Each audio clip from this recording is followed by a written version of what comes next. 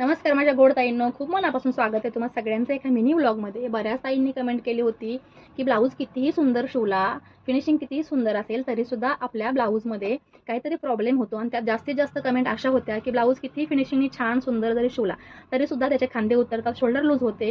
तर हा प्रॉब्लेम काय येतो? तर त्या ताईंना मी सांगू इच्छिते, जेव्हा तुमचा ब्लाऊजचा गळा डीप असतो त्यावेळेला तुम्ही जी काही शोल्डर घेत असाल मापानुसार त्याच्यापेक्षा पाव इंच तुम्हाला आतमध्ये घ्यायचे आहे। समजा 5.5 घेत असाल तर 5.25 इंच घ्यायचे आहे, किंवा 5.25 घेत असाल तर 5 इंच घ्यायचे आहे। कारण डीप गळ्यामध्ये आपल्याला गळा कट करून जोडल्यानंतर शिवल्यानंतर इथे आपल्याला गळ्याचा पसरटपणा मिळतो, तो लुजिंग तुमचा पुढे सरकला जातो, त्यामुळे तुमचा हा शोल्डर उतरू शकतो। त्यामध्ये तुम्हाला जर डिटेल समजून घ्यायचा असेल तर यावरती आपला एक स्पेशल व्हिडिओ आलेला आहे, तुम्ही अजून पाहिला नसाल तर नक्कीच पहा। त्याच्यामध्ये तुम्हाला खूप साऱ्या गोष्टी समजून सांगितलेल्या आहेत की मोठी स्लीव असल्यानंतर दोरी बांधली नाही तरी सुद्धा आपला शोल्डर उतरणार नाही, आणि शोल्डर उतरू नये त्यासाठी तुम्हाला काय काय करायचं आहे या खूप साऱ्या टिप्स या व्हिडिओमध्ये सांगितलेल्या आहेत। पाहिला नसाल तर पहा, आणि चॅनलवरती नवीन असाल तर चॅनलला सबस्क्राईब करा। Bye bye.